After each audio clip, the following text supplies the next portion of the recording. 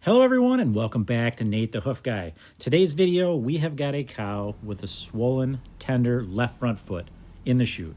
So let's get right into it, diagnose her problem, and get to fixing it.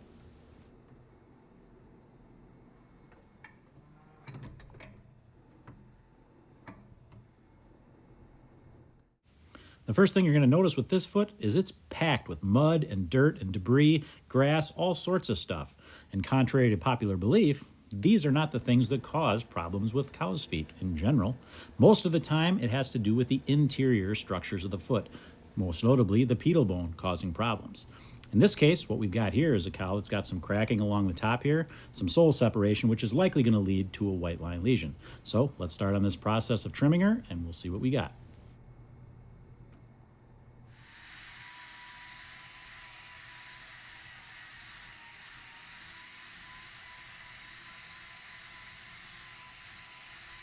The wheel I'm using right now to trim this foot is not an abrasive type disc. It's not a sanding type disc. What this is actually a cutting wheel. It's got carbides in it that shave the hoof, so there's no heat created when I'm working on this claw.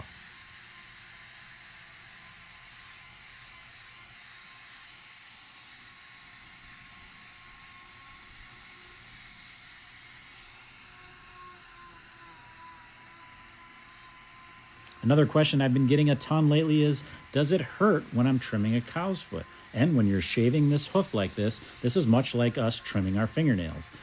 There is no nerve endings or any sensation inside the hard layer of horn that I'm removing right now. It's just like our fingernails. As long as we don't cut too deep, there's no sensation there. It may tickle a little bit, but it does not hurt. What is that spray you use, and why don't you wash the foot before you start working on it? And you're going to see with this trim as we progress, I could never possibly get that lesion clean with all these layers of hoof over the top. How can you tell the horn is loose and whether or not you should remove it? Here, it's pretty plain to see. We've got a layer of separation there that I need to get my knife underneath and lift away from the lesion that's hidden underneath.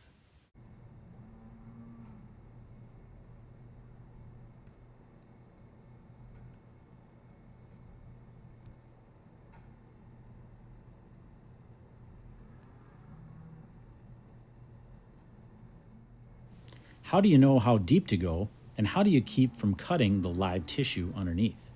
We use specifically designed knives that have a hook on the very end of them that allow me to hook that hoof and pull away as I cut. I'm able to remove these large chunks of hoof like this one without damaging that underlying corium, or in this case a lesion that is protruding from that sole.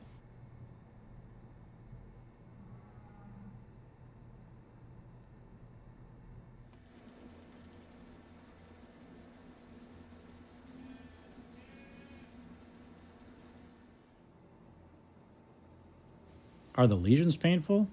Yes, they are.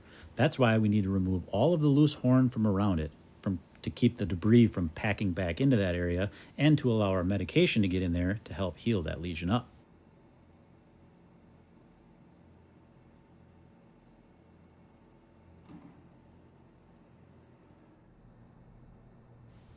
Are these problems caused from walking in slurry all the time? The answer is no. Like I mentioned earlier, the majority of hoof problems have nothing to do with slurry or manure or anything like that. What causes these has a lot to do with cows being on concrete. Concrete is an unforgiving surface, so when they slip, a lot of that force is exerted and inside the foot, causing problems. In this case, what happened is the white line area, which is the area between the outside wall of the hoof and the sole of the foot, developed a crack in it. That crack became infected, and over time, this lesion formed. Now we've got some digital dermatitis that has infected that lesion, which is what we're dealing with now. So, like I said before, we need to remove all of the loose hoof from around that, get it cleaned out thoroughly, and then apply some treatment to kill the bacteria that caused this lesion. Hooves are designed to be able to deal with the outside forces of nature, mud, dirt, filth, all those things. It's designed to do that. However, what it's not designed to do is be able to handle hard surfaces all the time.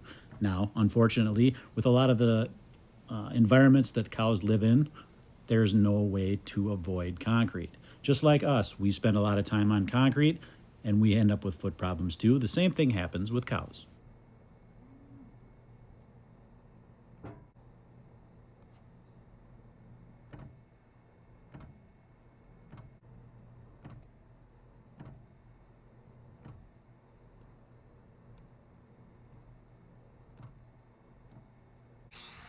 Because this cow is tender on this foot, because of this lesion, we need to keep her from walking on that. So what I'm going to do now is glue a rubber block to the other claw.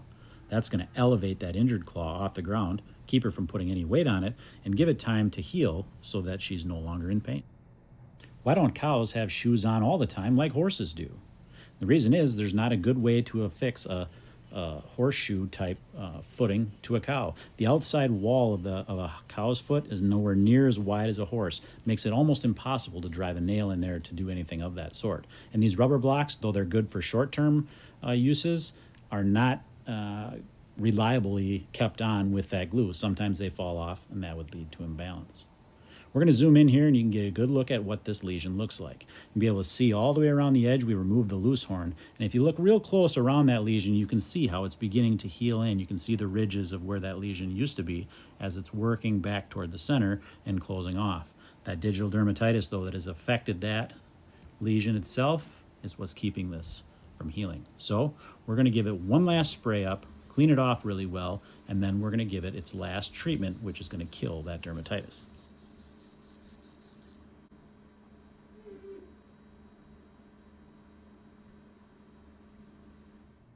The powder that I'm applying now is called salicylic acid. This is what's going to be used to help kill that dermatitis that's on that lesion, as well as give this cow some pain relief in the meantime. The next thing I'm going to do is apply a light wrap just to hold this treatment in place for a few days. This wrap is not meant to keep the area clean, it's just to hold that product in place to keep the large debris out to allow that lesion to heal.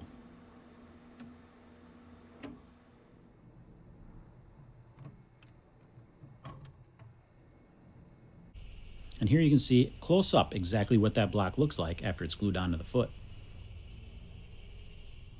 And now she's ready to go back to her pen. You'll notice as she leaves, she'll take her first few steps and she looks like she's expecting to be in pain. But then once she figures it out, she realizes she's not. Hopefully you guys enjoyed this video, and for all of my new subscribers out there, this will help answer a lot of those questions you probably have. Thanks for watching, guys. We will see you all on the next one.